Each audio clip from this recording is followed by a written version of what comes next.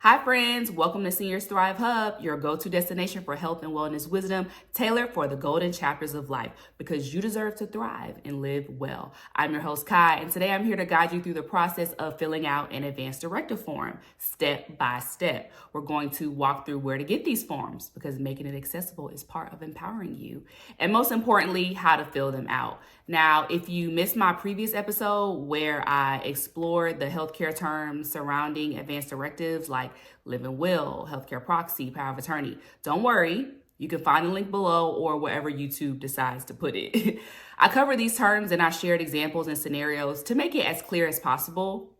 But today it's all about taking those decisions we've thoughtfully considered and putting pen to paper. Why is this important? It's about advocating for yourself, ensuring that your wishes are respected even when you might not be able to express them. And those seniors are my first love. This isn't necessarily just for a specific age group. It's about making decisions at any age, really, that reflect what matters most to you. Before we dive into the details, don't forget to like this video, subscribe to my channel, and ring that notification bell so you never miss new content. Let's grab our metaphorical pens, or maybe real ones if you print this out and do it along with me, which isn't a horrible idea, and embark on this journey of self-advocacy. Whether you're a seasoned viewer or a newcomer, remember, here at Seniors Thrive Hub, we believe in the power of knowledge, no matter what chapter of life you're in. Stay tuned, stay wise, and let's fill out those advanced directives together.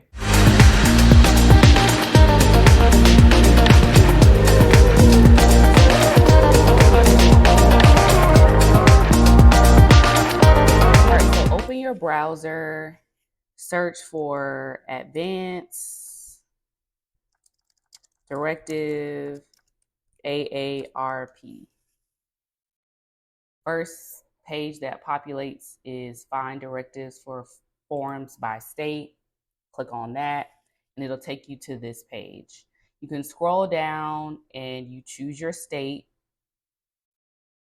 and each one is nuanced in its own way. I live in Georgia, so I just pulled that one up, and I have Texas and New York just for purpose of examples. So the beginning just tells you, of course, make sure your state is at the top. It just tells you you may want to print 2 copies in case you make a mistake. You're going to fill out where the gray bars are. Talk to your friends, family, doctor, so they know what's going on if you want them to be included. The main thing I want to point out for each one as far as nuances is what makes each state's advanced directive legal, because it's different for each state. So make sure you read this before you start as well. For example, in Georgia, the law requires you to sign your document and another person to sign it in your presence, in the presence of 2 witnesses that must be 18 years old or older. The witness cannot be your healthcare agent. You do not need to notarize your Georgia advance directive for healthcare. So that's Georgia. Now, Texas, if you scroll down to what makes it legal, you have 2 options. You can use 2 adult witnesses who must sign the document, and it tells you who the witnesses cannot be. The person you name as your agent, blood, marriage, employee, or you can get it notarized. Okay, so that's a difference. New York, on the other hand, what makes it legal? Okay, so the healthcare proxy part specifically, you have to be in the presence of 2 adult witnesses. However, the living will part,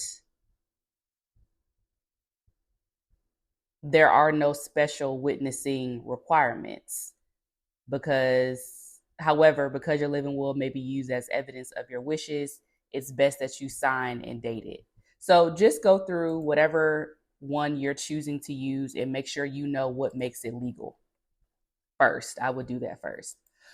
And let's just go through one of these documents. For the purpose of example, I'm going to use a New York one just because it's the shortest. So this video won't be, crazy long. So, of course, read all the thing. I'm not going to read all of this out loud, but go through and read everything. Okay, New York will, healthcare proxy, living will. And on the side in the gray, it pretty much tells you what to fill in. So healthcare proxy, that's the part 1. Print your name. I, Jane Doe, hereby appoint whoever you're choosing, their address, their telephone number, to be my agent, to be my healthcare proxy. In the event that this person is unable, unwilling, or reasonably unavailable to act as my agent, I hereby appoint your second person, your runner-up, their name, home and address, and telephone number. And this is in the event that you're unable to make your own healthcare decisions. Your agent has authority to make any and all healthcare decisions for you, except to the extent. So if you want to make any limits, you can write those here.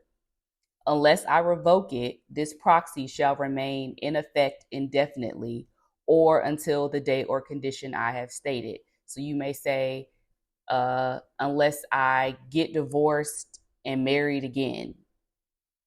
That could be a condition, but you make that decision yourself. Okay, next part. Like I said, I've never seen this form. I've seen the Georgia one, so I'm going through this with you as well. When making healthcare decisions, what action will be consistent with my past conversations we have had?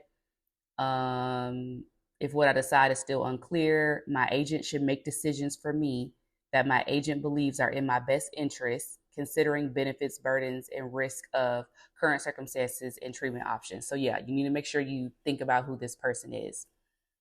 My agent should also consider the following instructions when making healthcare decisions for me. Like maybe you want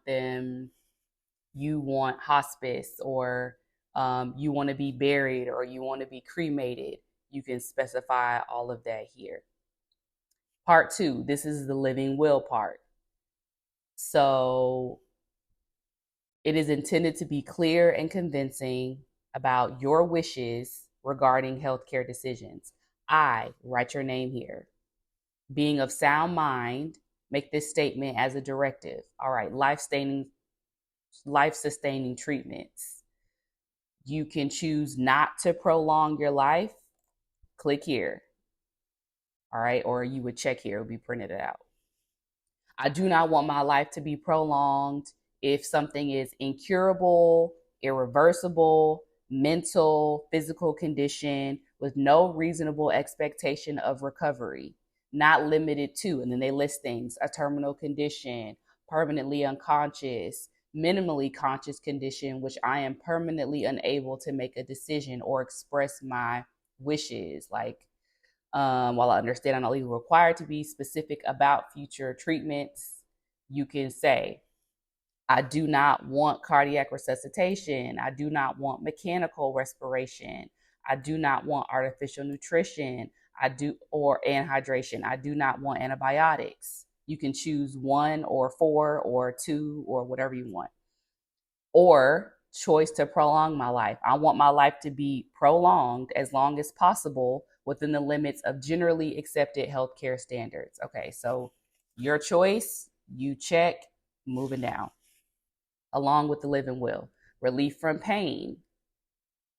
So you put that.